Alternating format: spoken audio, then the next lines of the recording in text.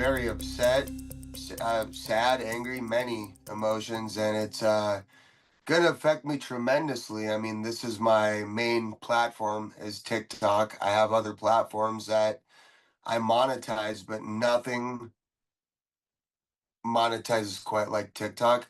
I'm a live streamer mainly, so I know that they've said, oh, you can use other platforms. It's just not the same, and anybody that uses TikTok or live streams knows. I just told some kids that I'm older than Google, and they, of course, started to laugh at me. They thought I was joking. If you were born before September 4th, 1998, congratulations. You are older than Google. Sorry if I just made you feel old.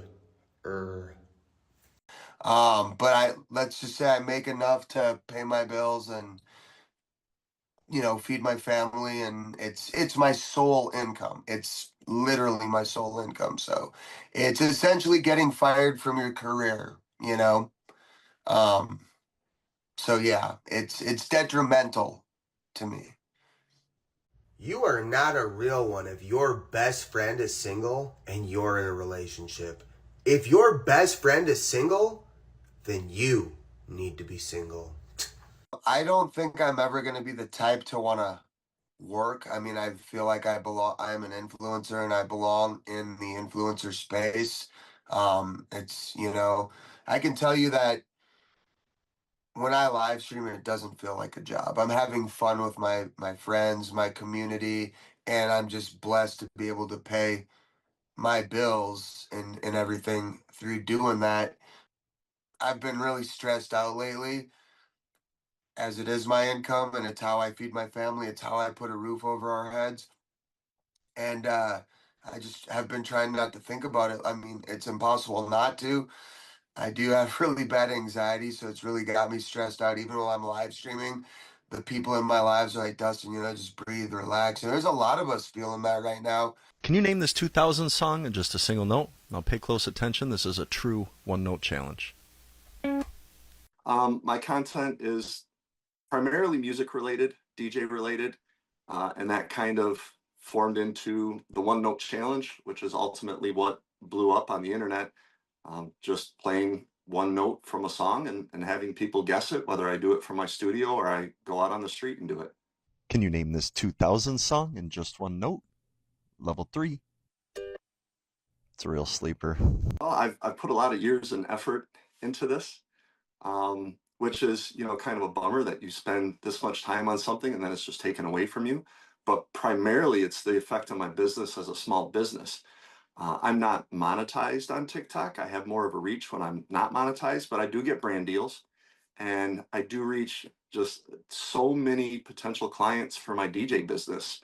And we have 9 DJs on staff, and I have a responsibility to keep those guys busy. I would say that TikTok is responsible for probably 20% of my income.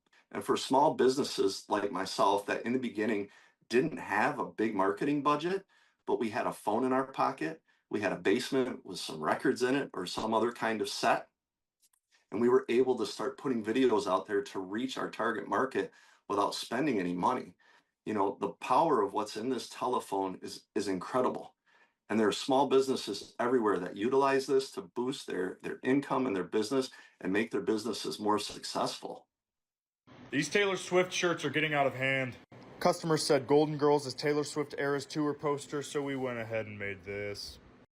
The concept of our business is customers will send in a request of what they want, and then our designers will make it for them just based off their description. They'll interpret what they want and send it back to them. So a lot of our content is based around showing what the customer asked for and then doing a before and after of revealing what it is that our designers made them in their goofy comedic apparel.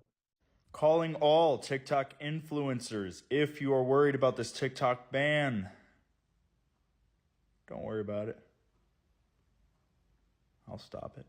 TikTok definitely helped us blow it up. We started off in November of 2020, and our first TikTok got, I think it was 1.6 million views or something along those lines. So it exploded right off the start. And without TikTok, I don't know where the business would have been without it. Obviously, having our business start on TikTok and having to build about 600,000 following there, it's tough to lose that, but also it's foolish for any small business to build one sales channel. And so we knew this for a while, that we're going to have to build out other forms of marketing and other, we're going to have to build out our following on other platforms. Everyone on TikTok has been talking about, like, where are we going to go after TikTok goes away? Because we need a replacement. And there started to be a growing sentiment of, we don't want to go back to Instagram. We don't want to go to Facebook. And then somebody else commented, oh, have you heard of Red Note? And I was like, what's that? And they were like, oh, it's the Chinese version of TikTok, which now I understand it is not. When I saw that, I immediately had the idea of like, oh, that would be the funniest thing ever. So America started pushing the propaganda of like, oh, the Chinese have your data.